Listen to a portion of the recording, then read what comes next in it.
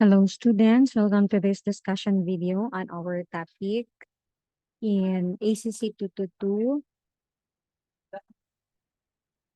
financial management, specifically about the financial planning for strategic growth.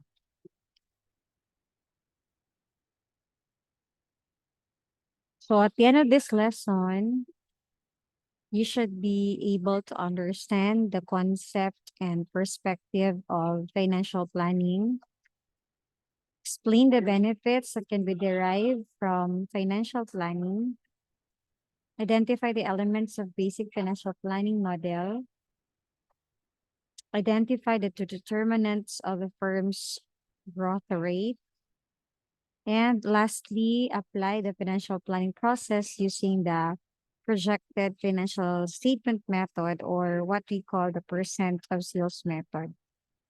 So just take note that in this video, I will be discussing the concepts, and then there is a separate video that will discuss the illustration to demonstrate to you how the percent of sales method will be um, prepared. No? What's the process of preparing the projected financial statements using the percent of sales method? According to Benjamin Franklin, if you fail to plan, then you are actually planning to fail. And this one is also applicable for businesses. If you want to achieve a certain objective, then we cannot underestimate the um, concept of planning ahead. So you have really to plan so that you will be able to anticipate if ever there are possible glitches, no, or there are possible problems. You can actually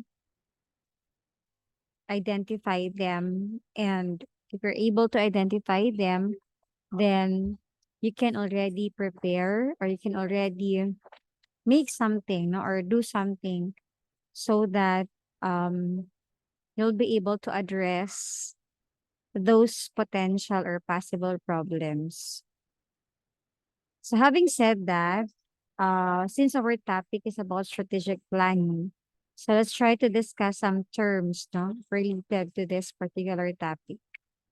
So one is itong long range planning. So it means, no, or it is a means of systematically thinking about the future and anticipating possible problems before they occur. So you have, with the term, no, na ginamit, which is long range planning. So ibig sabihin, you're trying to lay down, no, the things that you want to achieve and how you are going to achieve them. And with that, since you will have a very good picture of what the future would look like, or you can already anticipate what will happen, then there is a possibility that you're able to identify possible problems. And with that, no, the very important thing here is that you're able to find solution. No? Even if hindi pa nangyari yung problema, hindi mo pa siya na-encounter, you have already anticipated for that. And therefore, meron ka ng plan as to how you're going to address them in case na um, mangyayari siya, no, in the future. So next would be the financial planning. So financial planning, actually this formulates the way in which the financial goals are achieved. So here, you already have your objective, and then we would like, of course, to achieve our objectives. So therefore, we have to prepare what we call the financial plan. So a financial plan, which is of course an outcome of financial planning, It's a statement of what is to be done in the future. So this will serve as your blueprint as to how much will be your targeted sales, for example, no, or how much will be your targeted income or profit, no, for a certain period. So if you have this already, then you can imagine, you can picture out now what would your financial statements would look like, no, given this particular um, plan, and of course how to achieve them, reflect that in your financial plan. So next is growth as the financial management goal. So we've been saying that the overall or the ultimate goal of financial management, or the primary goal of financial management, is actually to maximize the wealth of the shareholder.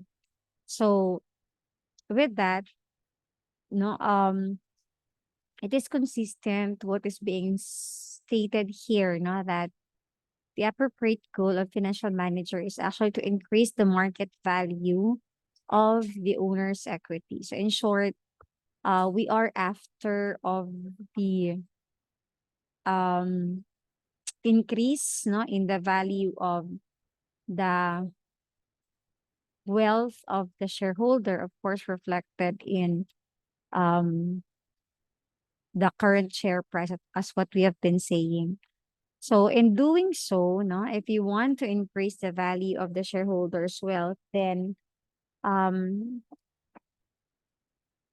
it would actually result, no, also to growth.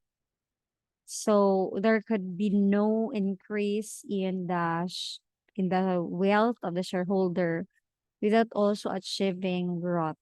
So if you want, of course, not to increase the wealth of the shareholder, then it also means that, or it also mean that um you also have to achieve growth, no, within the firm. So growth rate is considered a convenient means of summarizing various aspects of a firm's financial and investment policies. Now, let's proceed to the perspective of financial planning, no? So when we prepare, or when we do financial plannings, what are the things that we have to consider, no? So first one is the planning horizon, or the time period. So when you say planning horizon, or the time period which your plan, no, will run, it could be short run or a long run, no? So when you say short run, of course, that's only good for 1 year, no? So for example, your financial plan, your projected financial statement is only good for the next or the following year, no? So that is short run. Long run, on the other hand, is of course, if it is more than 1 year na, it could be 3 to 5 years. No, it's considered already long run. So in making your financial plan, your projections would not only be for 1 year period, but you have to extend that, no, to 3 or 5 years, no? So yan yung iyong planning horizon. So makaka-influence ang planning horizon, of course, sa assumptions, no, na i-integrate mo in your financial plan. Next is another thing that I consider in doing financial plan is the level of aggregation. So ano itong level of aggregation? So it means that um or it involves the determination of all individual projects together with the investment required that the firm will undertake. So when you prepare your financial plan, you have to consider if what is the level of aggregation. Like for example, are you just preparing a financial plan for a certain project alone? So for a certain investment proposal, so standalone ba siya? Or are you trying to consider all of the effects, no, of the decisions? Meaning, um, is it gener is it general? It does it involve the whole company, or is it only a portion, no, of the operations of the entity? So that's the level of aggregation. So for example, it should be clear, no, that your particular financial plan is only good for a certain um, project, no? So that of course the readers or anybody that would be able to see your plan, no, would also be um, informed that this particular plan is only for this particular project, and it does not represent, or it's not reflective of the whole operations of the company for a certain year. So yan. So importante yung level also of aggregation. Another is the assumptions about important variables. So take note in financial planning, since this is projected, no, it is, but we are trying to predict, we're trying to prepare financial statements which are not yet there, meaning you are trying to project, no, predict what will happen in the future. So it's important for us to integrate, no, assumptions in our financial plan. And in integrating assumptions, take note, hindi po pwede na walang basis, no? So pag meron tayong assumption, dapat meron tayong basis, no, or strong basis or solid basis. Bakit ganito yung assumption mo? Like for example, you say that in your financial plan, you have stated that the see for example, the sales will increase by 20%, no? So dapat meron yang reason, merong rationale bakit 20%. No? So, bakit 20% ang increase ng sales? Or say, for example, you're saying that your advertising expense will increase by 10%, no, in the next year. So, dapat maka-reflect din doon sa financial plan na you have plans of expanding, or like say, magiging extensive yung advertising campaign mo. So, that's why your advertising expense will also increase, na that match in the next, or in your financial plan, or in your projected financial statements. So what I'm just trying to say is that assumptions should be reliable in the sense that they are backed with reasonable, no, na mga data. So meron ka talagang pinagbasihan, and it should be reasonable, hindi suntok lang sa buwan na assumptions. So talking about assumptions, itong assumptions na to, you will be able to utilize them in your feasibility study. When you prepare your feasibility study and you prepare your projected financial statements, then itong concept na to, itong lesson na to, no, pwede nyong ma-integrate doon when you prepare your projected financial statements. Okay. So next would be, again, so those are the different perspectives, no, in financial planning that you should know para guided tayo when we prepare our financial plan.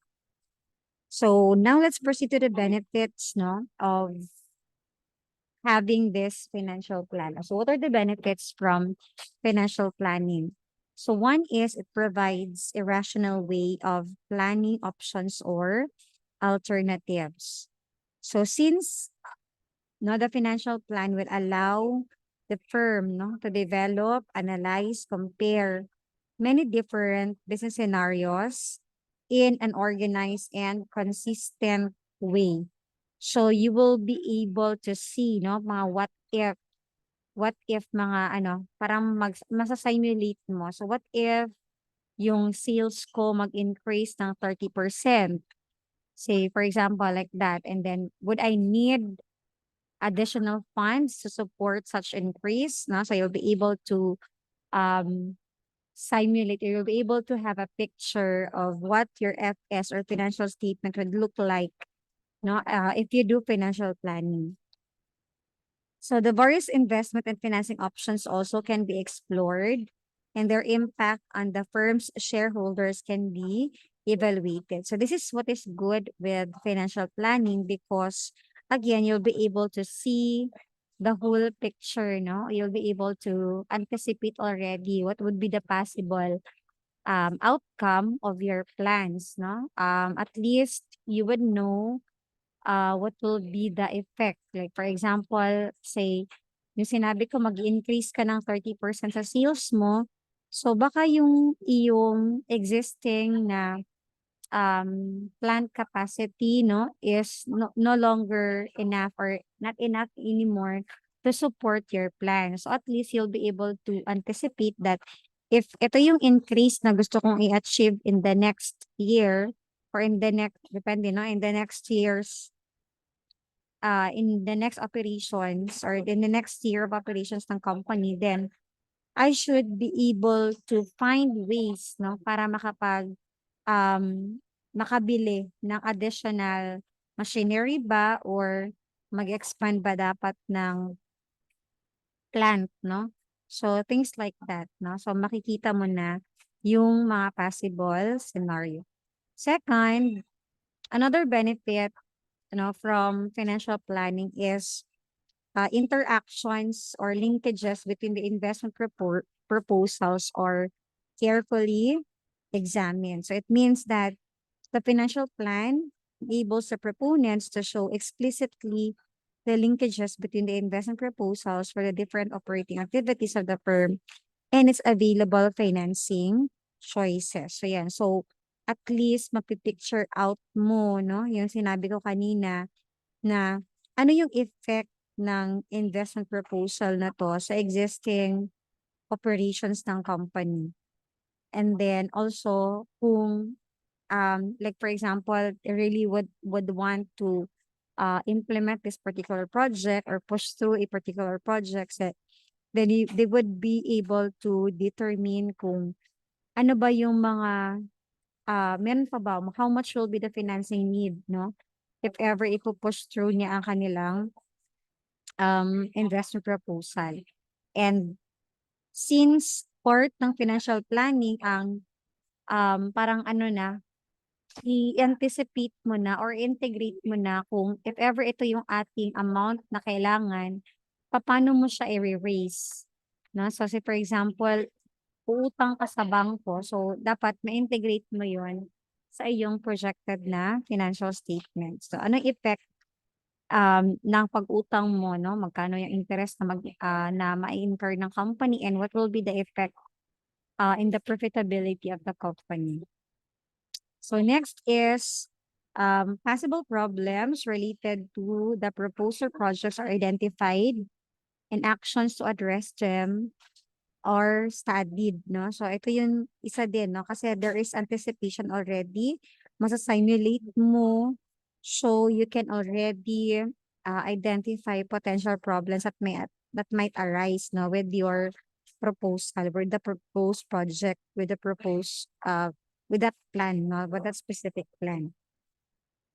So financial planning should identify what may happen to the firm if different events take place, na so parang ano, magsa-simulate ka. So specifically, it should address what actions the firm will take if expectations do not materialize, and more generally, if assumptions made today about the future are seriously in error. Next would be number 4. Another benefit from the financial planning is feasibility and internal consistency are ensured. So financial planning is a way of verifying that goals and plans made for a specific area of a firm's operations are feasible and internally consistent. So the financial plan makes explicit uh, the linkages between the different aspects of the firm's business, such as the market share, the return equity, financial leverages, and so on. Again, because you're able to see the whole picture, um, you would be able to evaluate better if your plan, no, for example, your proposed increase in sales is feasible or not. And Is it really consistent to what is your primary goal, no? Is it really consistent to your objective, no? The direction that you want this firm not to take, no? So kung consistent ba siya doon. So kasi nakikita mo lahat, no, with uh your financial plan. Then lastly, managers are forced to think, about the goals and establish priorities. So yan. So since meron na tayong plano, meron tayong susundan na blueprint. So the managers, no, yung mga in charge na mga persons, would be able to um or would know, no, what would be the things that they should prioritize. So mas makapag-evaluate, mas ma-assess nila better since it is very clear on what the firm, no, would want. Ano yung pinaka-objective ng firm. So at least lahat ng efforts nila ay madedirekta nila towards achieving, no, the goals of the company. Okay? So they're able to calculate the risk. And of course, ang pinaka-importante is educated alternative courses of actions are considered thoroughly if nag-conduct tayo ng financial planning. Okay, next, proceed tayo sa mga financial planning models. So the financial planning process, of course, will differ from firm to firm kasi magdidepende naman yan sa size ng company, nature ng kanilang business, and of course, the products they're offering. However, there are common, no, elements or basic, no, na financial a basic financial planning model will have the following common elements. So ito yung mga common elements na present.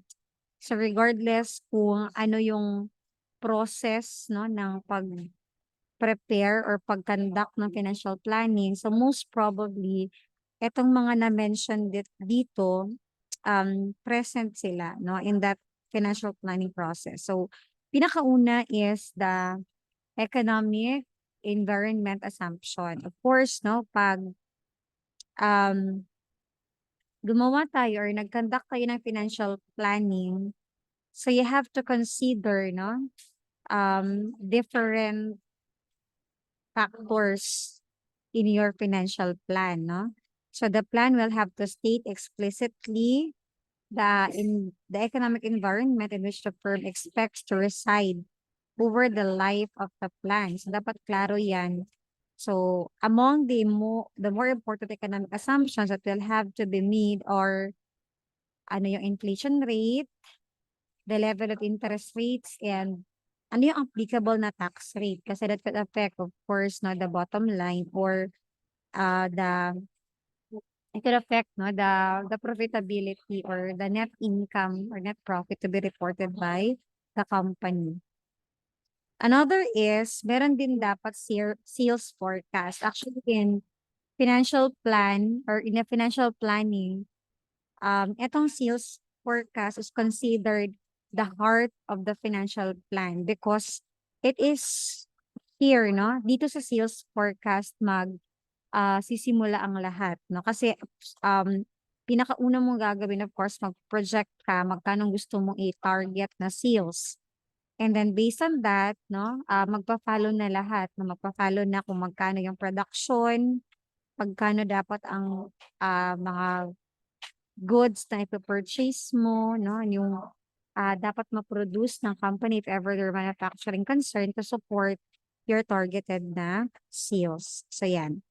So this planning focuses on the projected future sales and the assets and financing need to support those sales. No? So oftentimes, the sales forecast will be given as the growth rate in sales rather than an explicit sales figure. So usually, magsasabi or no, ang isi-set lang is ang percentage. Like for example, the target is mag increase ang sales ng 20% based doon sa previous na sales, no? So, yun yung magiging growth rate natin. So, it is a certain percentage no, of the sales rather than parang absolute amount, no? So, usually magbe-base tayo sa um, previous na year, no? As our base amount. So, ano yung mga determinants ng growth rate, no? Yung ating, di ba kanina sabi ko, dapat pag mag-set tayo ng assumptions, mag-set tayo ng mga targets, dapat, ano siya, reasonable siya. Meron siyang pinagbasihan, no? Hindi siya, ano lang, sa feel lang ng financial manager. So, dapat meron siyang basis. So, ano yung mga determinant, no? What are the possible determinants of growth rate? So, one is profit margin. So yan, pwede mong pagbasihan yan, no, yung profit margin ng company. Another is the dividend policy, no? So, you could also consider ano ba yung dividend policy ng company, how much is the dividend payout ratio, no? Magkano out of the earnings, magkano yung kanilang um, dinedeclare as dividends. So, magkano yung retention ratio, meaning magkano yung ititira no, sa company to be able to plow it back na to the operations. And then yung financial policy no, could also be the determinant of growth rate. And lastly, the total asset turnover. No? It can, of course, because it's a reflection of a profitability of the company. So, yun yung mga determinants na ng growth rate natin na pwede nating pagbasihan para sa pag-forecast natin ng ating sales. So, next element would be pro forma statements.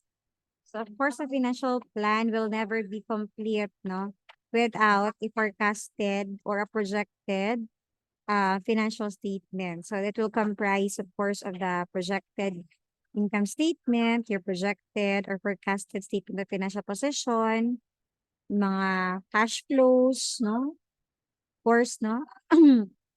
Yung changes in equity also appeal.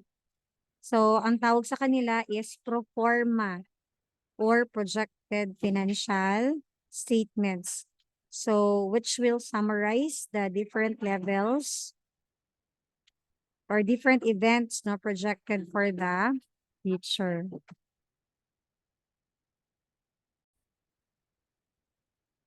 So the next common element is the asset requirements. So the financial plan will describe projected capital spending.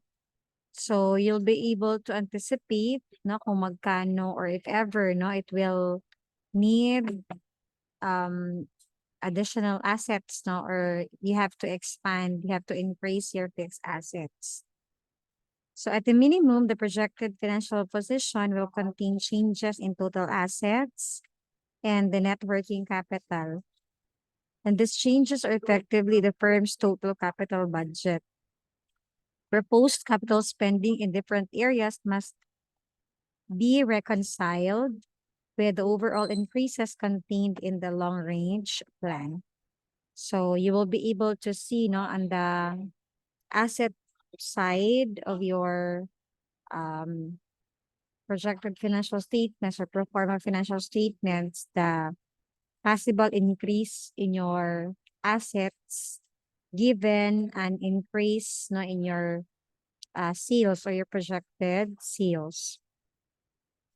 Next, number 5, another element would be the financial requirements. So your financial plan will also include a section about the necessary financing arrangement. And this part of the plan should discuss the dividend policy and the debt policy. So here, saan tayo or ano yung magiging um,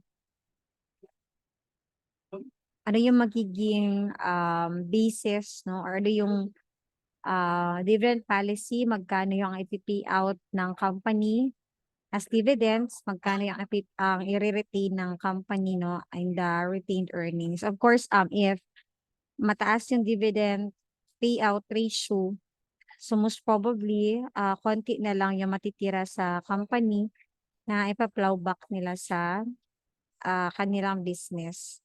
So it could also possibly mean that baka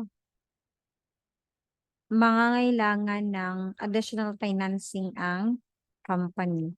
So that is of course number 6, no? Yung AFN or the additional funds needed. Others will term this as external financing need, or ito AFN, additional financing need or additional funds needed. So after the firm has projected its sales and has estimated the required spending on the asset, so some amount of new financing will often be necessary because the projected total sales will exceed projected total liabilities and equity. So dito, what will happen is that given the target sales or your forecasted sales, madidetermine mo kung magkano yung asset requirement. So based ulit doon sa projection mo, makikita mo doon kung kailangan ba na mag-secure tayo ng additional funds or if there is additional funds na kailangan natin i-secure no, na hindi ma-produce ng ating operations no, internally through profitable operations. So, balik class, what will happen is that hindi magiging balanse yung iyong pro forma na financial statements. No? Kasi nga, assets mo, this much, for example, nag-increase siya. Tapos yung iyong mga spontaneous na liabilities and of course, your equity, considering the income and the dividend na pinay out. So, posible na hindi magbalanse yung total assets sa kanyang total liabilities and owner's equity. So, yung sobra or I mean, yung disbalance actually is yun yung tinatawag natin na additional funds needed. So, ito yung kanyang formula if you want na hindi prepare muna ng projected financial statement. If you just want to compute the AFN, this is the formula method. Okay. So, hindi muna siya diniscuss dito. Pero, meron yan, no? Meron yang computation. So, paano compute yung additional financing need or additional funds needed. Okay, so let's proceed now to the financial planning process. So paano ba gawin no yung financial planning? Ano ba yung proseso na gagawin natin? So pinakauna start tayo with the sales forecast for the next 5 years. So itong time horizon na to or planning horizon na to ay magdedepende sa entity. So, if hindi 5 years, siguro mga 3 years lang, no? Or siguro 1 year lang kung ang kanyang projection is only for the next year. Pagkatapos, no, if meron ka ng sales forecast, then yung asset requirement, no, na dapat i-meet, no, or dapat i-maintain to meet the sales target will be determined. So, pag meron ka ng asset requirement, the next thing that you have to decide is paano mo siya ipi-finance, no? Paano natin i-finance yung asset requirement natin? Lastly, your basic financial statements, no, can already be projected as well as the earnings per share and the key ratios, no? Yun yung pwede na nating gawin. Tapos, pinaka-last will be, of course, you evaluate. Now, you evaluate if, um, say for example, okay ka na ba sa outcome given that this is your sales forecast? Okay ka na ba doon or baka gusto mo pang increase pa? So, for example, ito, first try mo is 10%, no? So, if you're already satisfied with the outcome, no? Yung sa pag-evaluate mo, you're already satisfied with the outcome, then push mo na, no? But if feeling mo may ipa-push pa or may ano pa, may i-improve pa yung financial plan mo, might as well simulate, no? What if increase ko ang sales into 20%, na? So, pwede evaluate mo na, you go again with this process.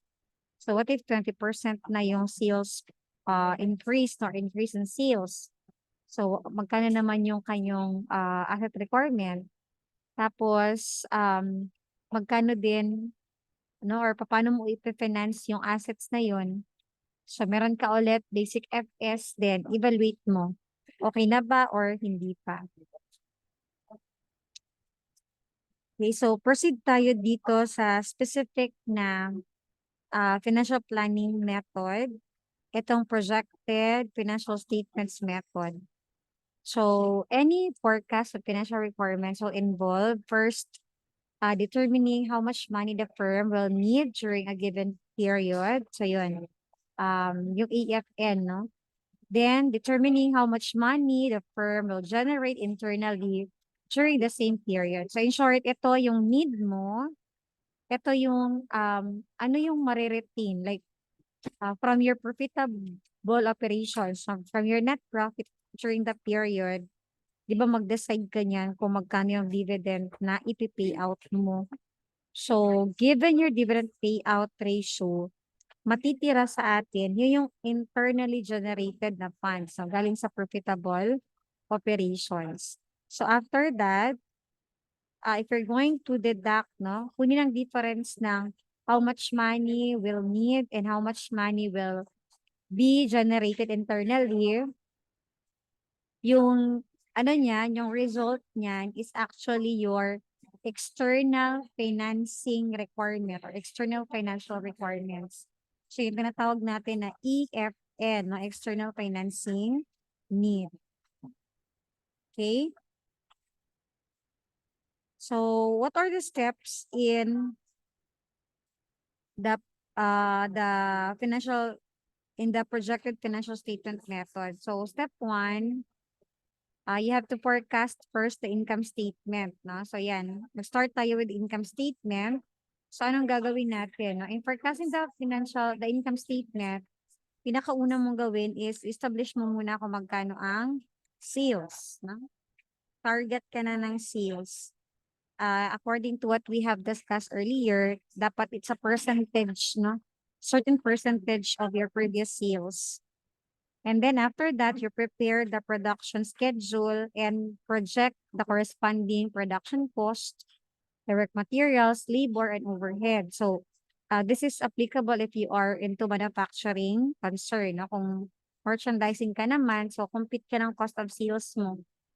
So, yan, yun yung iyong i-work out. So, after that, you estimate the selling and administrative expenses. So here you're trying to build up your income statement, no? Your forecasted income statement. So pag okay na, you consider naman the financial expenses. Like for example, kung meron kang existing na utang, then of course, you are certain that you'll still be incurring such financial expenses or interest expense, no, in the next period until na ma-fully pay mo yung utang mo, yung current na utang mo or your existing na utang mo. Lastly is you have to determine the net profit. So there you go, meron ka ng projected na income statement. So pagkatapos mo mag-project ng income statement, the next thing that you have to do is you forecast naman the statement of financial position or your balance sheet.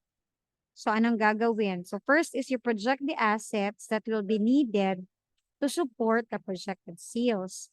So take note that generally, yung mga, di ba assets or nahahati into current assets and non-current assets. So usually, yung mga current assets are spontaneous. No? So ibig sabihin, pag mag-increase ang iyong sales, most of the current assets would also increase spontaneously with the increase in sales. Pero for non-current assets, hindi siya spontaneous, no? Ang tawag sa kanya, non-spontaneous siya na asset. So, even if, um, even if nag-increase ka ng sales, it is possible na hindi kailangan na mag-increase ka din ng non-current asset or fixed asset. So, kailan yan mangyayari? So, for example, if you are operating below your maximum capacity. So for example, the maximum capacity is 100,000 no units, and then your current pa lang na operation is nasa 50,000 pa lang. So say for example, if you want to increase your sales to 70,000, so meaning there is no need for you to increase your fixed assets kasi your current fixed assets can still accommodate no the increase in your sales. However, it will be a different story if you are already operating at full capacity. Like for example, your full capacity is 100,000 and currently you're operating at 100,000.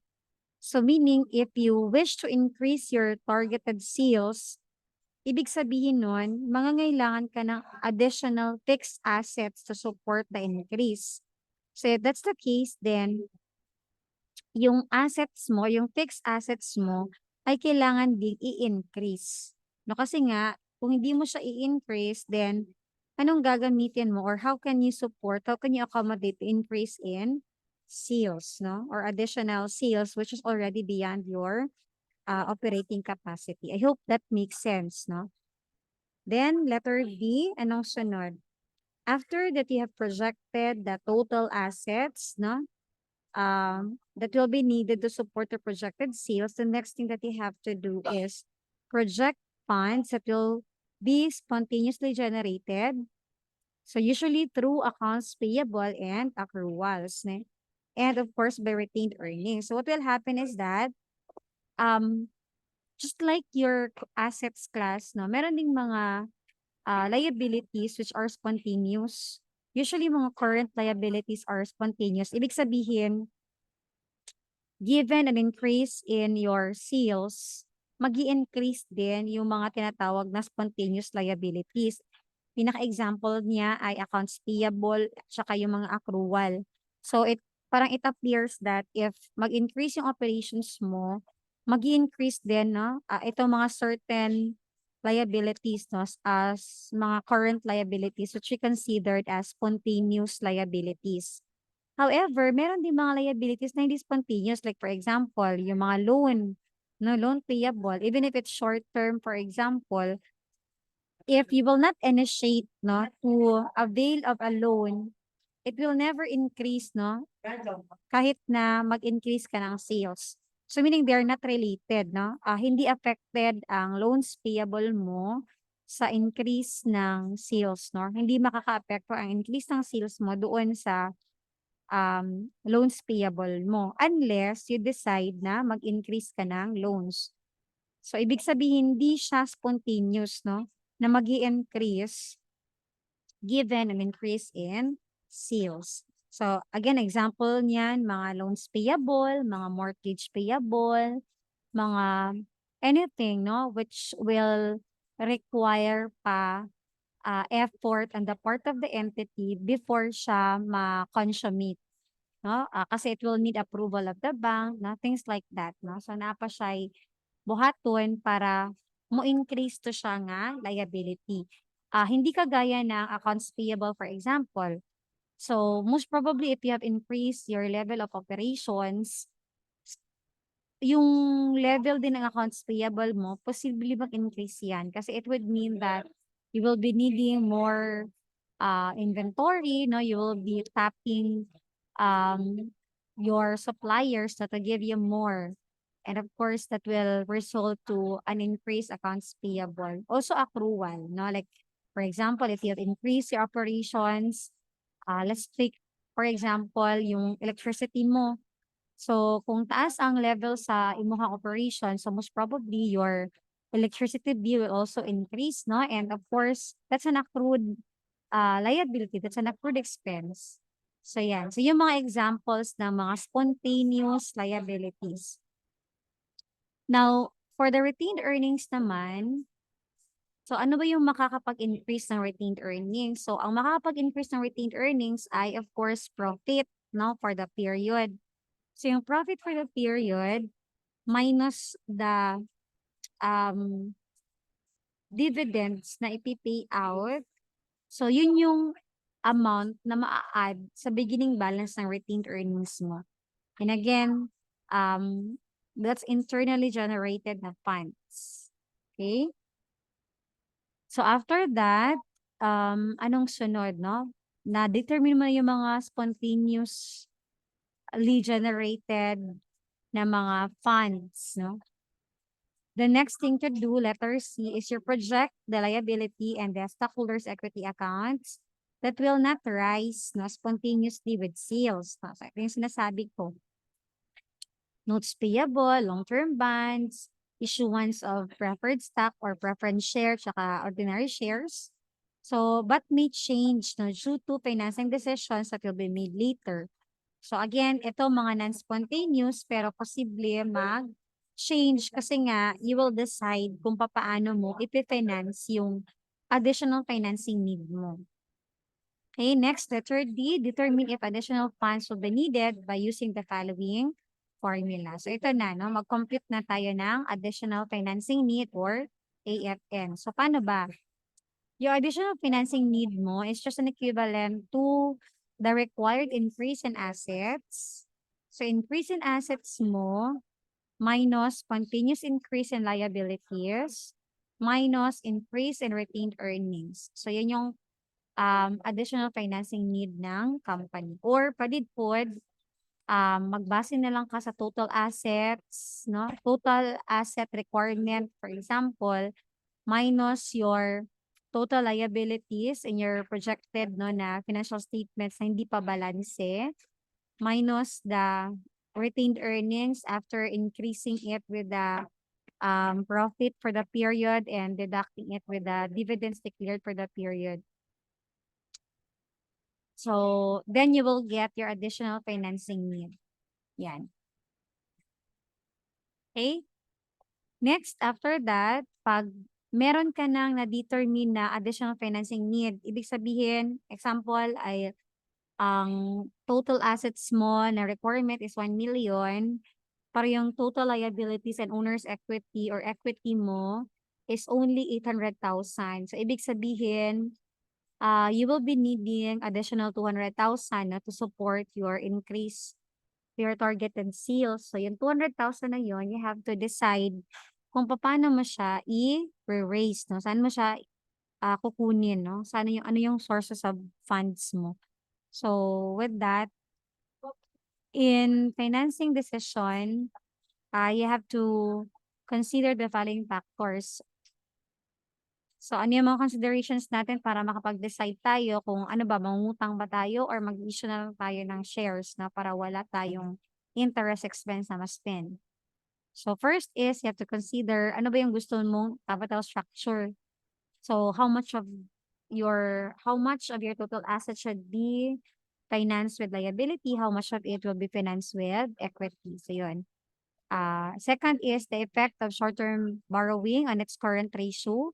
Say, no, if merong mini-maintain na current ratio, kasi nga, may, parang may agreement na dapat hindi ganito, so, hindi magbaba ng current ratio na this much, then you have of course to consider ano bang effect, no, pag mangutang tayo short term, what's the effect in our current ratio? Kasi baka ma-breach din yung contract natin, no, sa um, other stakeholders, no, yung mga meron kang agreement with.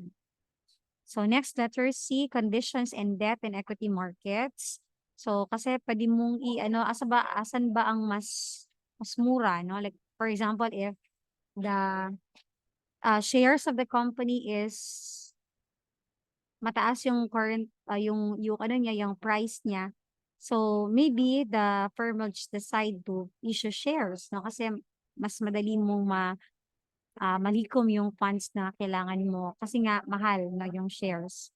Or say for example, baka mura yung interest, no, sa kung mangungutang ka lang.